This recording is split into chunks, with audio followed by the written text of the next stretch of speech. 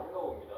네, 저도 언론을 통해서 접해보니까 이제 당에서는 좀 이거를 원복했으면 좋겠다, 50억 기준을 유지했으면 좋겠고 그런 의견을 내는데 이제 정부에서는 아무래도 세수 확보에 대한 의지가 강한 것 같습니다. 또 법인세도 인하했다가 원복했는데 이제 양도소득세에 대해서 주식 양도소득세에 대해서만 완화하는 게 형평성에 맞지 않다는 입장이 있는 걸로 저도 파악했습니다. 네, 지금 투자자들과 또 주식시장에서 굉장히 큰 반발이 있는 것으로 전해지는데요. 왜 반발을 하는 겁니까?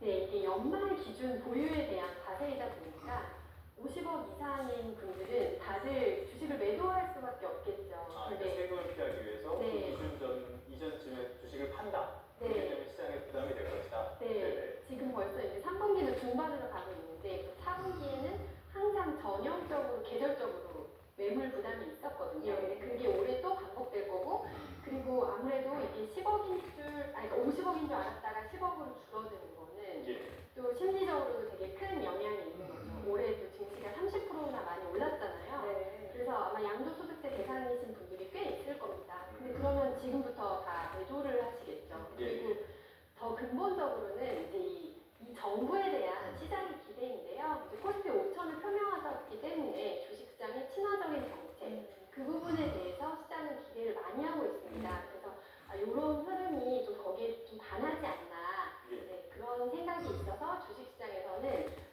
매물도 매물이지만 이제 정부의 방향에 대해서 더 걱정하시는 것 같습니다. 알겠습니다. 그런데 실제로 정부의 안대로 10억 원 이렇게 기준이 낮아지게 되면은 세금을 내야 하는 대상자 얼마나 늘어나게 되는 겁니까? 네, 기존에 한 50억 원 이상 보유자가 2,000명이었다고 하면 지금 이제 10억 원으로 낮출 경우에는 한 10,000명 정도 과세 대상이 늘어나더라고요. 네, 그렇지만 이게 과연 연말에 그분들이 다 그대로 들고 있다가 세금을 내실까? 저는 분명히 원하는 만큼의 세수 증대 효과가 없지 않을까라고 생각합니다. 어찌됐건 정부가 이번에 한 발 물러난 셈이기는 한데 이걸 또 언제라고 미룰 수는 없는 거잖아요. 어떤 방향성을 가지고 결정할 거라고 보세요? 우선 이번에는 국민청원도 지금 한 14만 명 돌파하고 해서 좀 정부가 물러서지 않을까라는 기대가 다시 이제 좀 높아졌는데요.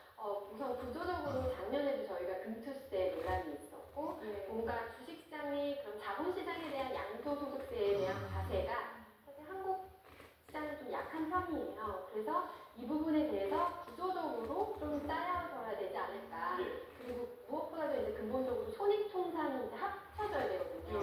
이익이 난 부분에 대해서만 과세하고 손실된 부분에서는 과세를 하지 않는, 그것도 또 형평성에 맞지 않기 때문에 그리고 또 기간에 대해서 뭐 좀 장기 보유할 경우에는 양도소득세율을 낮춰준다든지 소득 구간에 대해서도 낮춰준다든지 이런 좀 정교한, 좀 완벽한 좀 계획이 좀 필요하지 않나 생각이 듭니다. 최근 들어서 이렇게 분위기를 감시를 해보면요, 말씀하신 것처럼 이렇게 양도소득세 기준을 강화한다고 해서 세수가 늘어날 가능성은 별로 없다라는 지적이 하나 나오고요. 투자자분들 중심으로는 속았다라는 평가까지 지금 나오는 것 같아요.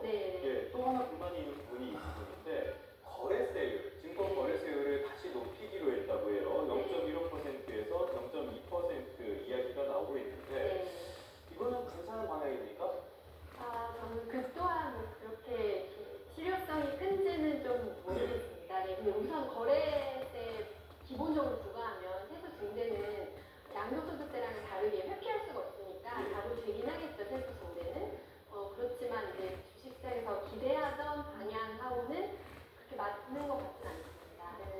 어떤 측면에서는 이 증권거래세는 손해가 나도 내야 되는 세금이기 때문에 세수 원칙에도 맞지 않는 것 같습니다. 다음 주제 한번 살펴보도록 할까요? 이번 달 들어서 주요 시중은행 가계대출 증가 속도가 다시 빨라지고 있다고 해요. 일주일 만에 2조 원이나 늘었네요. 저도 숫자를 보고 깜짝 놀랐는데요. 아무래도 좀 대규모 아파트 입주가 맞물려 있어서 그런 게 아닌가 그런 생각이 들었습니다. 정부가 지금 부동산 대출 옥죄면서 주담대 증가세가 줄기는 했는데 대신 이 신용대출 증가가 굉장히 두드러졌더라고요. 배경은 뭐라고 보십니까? 아무래도 풍선 효과일 텐데요. 이제 6억 원으로 대출 규제를 원래 집이 얼마인지 상관없이 6억 원으로 규제를 하시다 보니까 이제 강남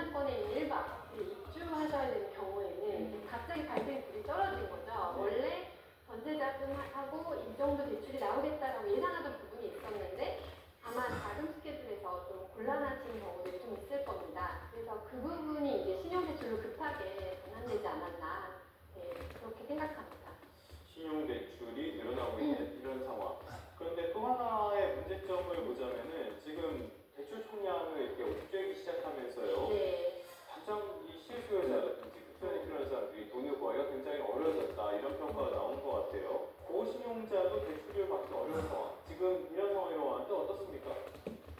네. 은행에서 이제 많이 좀 난감해 하시는 것 같고요. 주변에서도 좀 힘들어하시는 경우가 있더라고요. 네.